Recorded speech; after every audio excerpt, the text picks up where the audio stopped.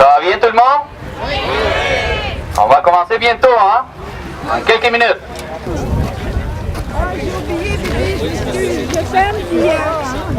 Alors, on va venir te dire bonjour, on est là.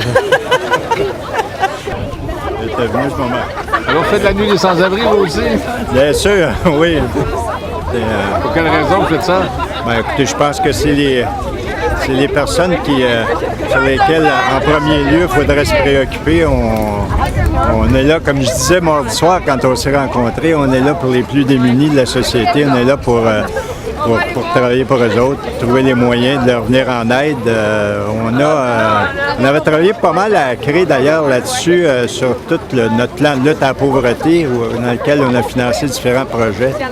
Et puis pour moi, là, c'est fondamental, là, c'est de première importance. Ça va me faire plaisir ce soir là, d'être parmi ces gens-là et de marcher avec eux autres.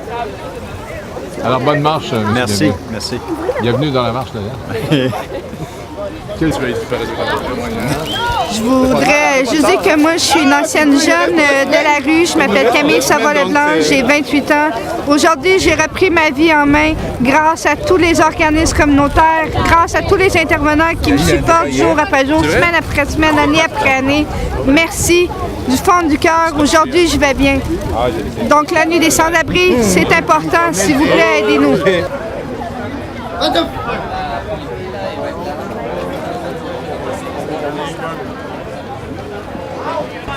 OK. Là, on ne sait pas ici, ça fait, je crois, c'est la maison des jeunes. Ici, qu'est-ce qui se passe exactement? C'est ça, c'est la première fois que je viens. OK. Ils font des hébergements et tout pour moi? OK. OK. Là, il y a une caméra.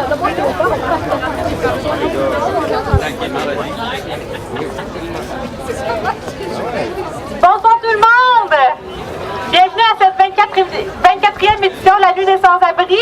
Depuis déjà 16 ans, Longueuil a emboîté le pas pour devenir un lieu de rassemblement ce troisième vendredi du mois d'octobre. Cette marche a pour but de montrer notre solidarité et de sensibiliser les gens à la réalité des personnes sans abri. En simultané, 30 autres villes à travers le Québec se mobilisent ce soir. J'aimerais qu'on les salue. Donc, nous saluons Châteauguay-la-Prairie, Chibougamau, Cowansville, Drummondville, Gatineau, Granby, Joliette, Laval, Montjoly, Montréal, Nicolette, Québec, Rodin, Rimouski, Rouyn-Noranda, Saguenay, Sainte-Agathe-des-Monts, Sainte-Thérèse, Saint-Eustache, Saint-Georges, Saint-Hyacinthe, Saint-Jérôme, Sept-Îles, Sherbrooke, Sorel, Terrebonne, Valleyfield, Vaudreuil-Soulanges, Victoriaville ainsi que Waterloo. Comme nous, toutes ces villes ont choisi d'arborer le thème « Ma ville » dans le cadre d'une politique en itinérance. Sachez que cette politique, qui n'est toujours pas adoptée au moment où on se parle, a pour but de reconnaître les droits de ces personnes qui, jour après jour, doivent se battre pour que la population reconnaisse que ce phénomène est d'une responsabilité collective et ce, partout à travers le Québec. Actuellement, un comité mixte travaille à la rédaction de cette politique avec le gouvernement québécois. Nous souhaitons vous démontrer l'importance de nos organismes de la région en vous présentant une partie d'entre eux que nous visiterons ce soir. Nous démontrerons ce qu'ils font en lien avec les 6 axes de la politique. Nous visiterons l'entretemps qui abordera le droit d'un réseau d'aide et de solidarité. D'un couvert à l'autre qui abordera le thème d'un revenu décent ainsi que le droit à la santé. L'Office municipal d'habitation qui abordera le thème du droit au logement. La Maison Jonathan qui présentera le droit à l'éducation. Ainsi que pour terminer au Parc Saint-Marc où le droit de cité sera représenté. Bien que nous parlons de politique en ce moment, cet événement se veut représentatif du travail fait dans notre ville. Le but est de souligner que quotidiennement, plusieurs intervenants se mobilisent pour faire en sorte que le quotidien de ces gens sans abri est un milieu où on reconnaît que l'apport collectif est une priorité. Durant la marche, le percussionniste de Zuruba et de Bloco nous accompagnera. Nous terminerons la marche au Parc Saint-Marc où aura lieu une vigile ainsi que plusieurs activités de sensibilisation. Nous tenons à vous remercier, chers citoyens, de venir marcher solidairement, sans oublier tous les partenaires qui ont participé de près ou de loin à l'élaboration de cette marche. Un merci spécial aux commanditaires ainsi qu'à tous les élus fédéraux, provinciaux et municipaux. Chers citoyens, on souhaite que cet événement se déroule en toute sécurité, donc on vous demanderait de bien suivre les consignes suivantes. On vous demanderait en tout temps de marcher dans les rues et pas sur le trottoir. Le service de police de Longueuil va nous escorter tout au long de la marche. En cas d'urgence, on vous demanderait de se référer aux policiers qui seront bien identifiés. On vous demanderait aussi de ne pas vous approcher du troc. Il va y avoir une distance sécuritaire à respecter et des bénévoles assureront cette sécurité. Lors du départ de l'entretemps, on vous demanderait de marcher sur le gazon derrière vous et de vous diriger jusqu'à la rue Gentilly pour marcher derrière le troc et l'autobus. Ils sont situés simplement derrière vous. Aussi, tout au long de la marche, il y aura 3 endroits où il y aura des toilettes. Donc, il y en aura, entre autres, d'un couvert à l'autre et à la place Saint-Marc à la fin. J'aimerais aussi vous souligner que ce soir, des photographes seront parmi la foule. Donc, on vous demanderait s'il y a des gens qui ont des objections au niveau de la prise de photos, simplement leur signifier. Mais dites-vous qu'il y a des photos de groupe qui sont prises aussi de loin. Et ces photos-là pourront être utilisées pour les publier, entre autres, sur les sites officiels La Nuit des Sans-Abri de Longueuil. De plus, il y aura un autobus qui assurera la navette entre le parc Saint-Marc et l'entretemps à la fin de la marche. Donc, merci à tous de participer ce soir à cette 16e édition de la Nuit des Sans-Abri de Longueuil. Je vais céder la parole à Sonia de l'Entretemps qui pourra débuter c'est la première organisme qui va être représentée aujourd'hui.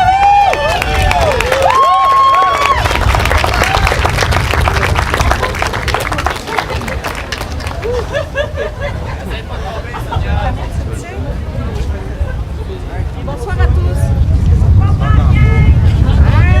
Bonsoir à tous. Alors, bienvenue à l'Entretemps. Est-ce que vous m'entendez tous? Bon, je vais essayer de parler plus fort, puis je vais essayer de parler plus près. Oh là, je pense qu'on fait exprès, là. Alors, bienvenue à l'Entretemps. Donc, enfin, la mise en place d'une politique en itinérance. Parmi les objectifs visés de cette politique, il y a l'axe d'un réseau d'aide et de solidarité. Et parce que l'Entretemps est une auberge du cœur qui héberge des jeunes de 16 à 21 ans sans abri ou à risque de l'être, et parce que l'Entretemps est un lieu d'appartenance et d'entraide pour les jeunes en situation d'itinérance, et parce que nos services offerts passent par le soutien à la famille et vont jusqu'à l'accompagnement post-hébergement, nous croyons fermement que cette politique est essentielle à la poursuite de notre mission. Je cède la parole à Olivier qui a quelques chiffres à nous donner. Donc, j'ai quelques petites statistiques à vous signifier ici. En fait, l'année passée, sur 354 demandes d'hébergement effectuées, seulement 166 jeunes ont pu être hébergés à l'entretemps. Ces jeunes-là sont restés pour une moyenne d'1 mois. En fait, là, la moyenne, c'est une moyenne. Là. Il y a des jeunes qui restent vraiment plus longtemps puis des jeunes qui restent vraiment moins longtemps. Sinon, marche.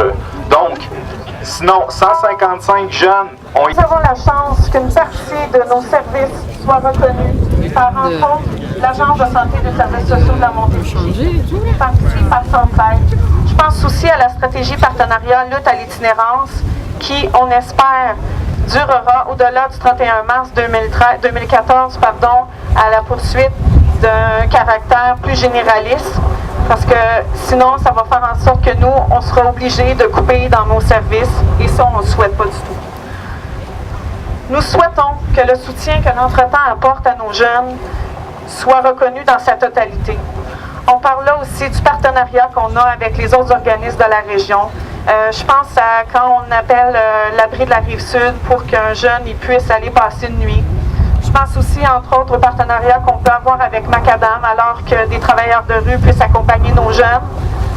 Et sans oublier toutes les autres, là, je ne peux pas toutes les nommer, mais très important de penser aussi à la concertation qui est faite à la table d'itinérance Rive-Sud, que nous sommes très impliqués et que beaucoup d'autres partenaires de la région le sont aussi.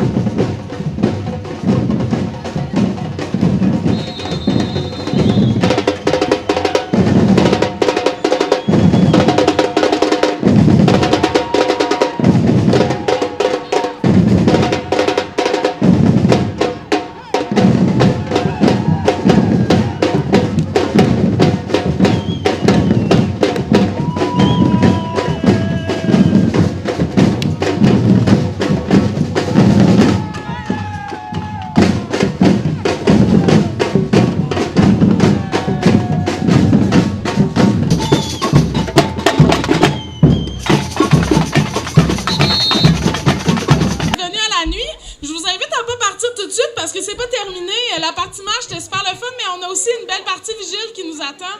Je vais inviter Richard, qui est le révérend ici, à faire un discours sur l'axe qui reste, qui est le droit de cité, qui est le dernier axe de la politique en itinérance dont vous avez entendu parler aujourd'hui. Et suite au discours de Richard, je vais vous expliquer c'est quoi le déroulement du reste de la soirée puis qu'est-ce qu'il y a disponible pour la vigile. Donc, je vous invite à l'écouter avec attention, puis je vais revenir vous parler après. OK, merci Myriam. Alors, je suis bien content. Moi, je suis le nouveau gars en charge de la petite église qui est ici, puis le parc, c'est à nous autres. Alors, je suis bien content parce que on a des festivals dans le Vieux-Longueuil, mais j'avoue que ce soir, ça goûte vraiment bon. Alors, je suis bien content. Ça goûte bon, ça goûte une bonne cause, puis c'est quelque chose que j'ai à cœur parce qu'on parle beaucoup de revitalisation de la rue Saint-Charles ces derniers temps. Nous, on est impliqués là-dedans. Mais la revitalisation de la rue Saint-Charles, ça a bien de l'allure si la rue, c'est à tout le monde. Hein? On s'entend là-dessus.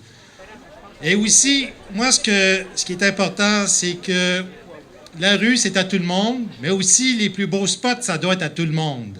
Alors ce soir, d'occuper un des plus beaux spots de la Rive-Sud, excusez-moi l'expression, un des plus beaux endroits, les plus beaux parcs de la Rive-Sud, c'est aussi une affirmation de quelque chose, puis une anticipation de ce qu'on veut vivre.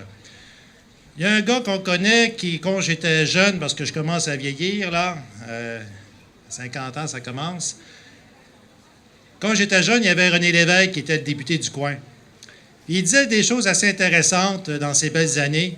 Il disait que la fraternité humaine, ça peut exister seulement s'il y a de la justice et de l'équité. Parce que quand tu es à la merci de quelqu'un, tu ne peux pas vraiment être ami avec quelqu'un. Alors moi, je me dis, justement, si on veut atteindre ça, pas rien que la cohabitation, mais la fraternité, la vraie, il faut d'abord passer par l'équité et la justice. Puis ce soir, c'est ça qu'on anticipe également. Alors, profitez-en, vous avez une belle animation.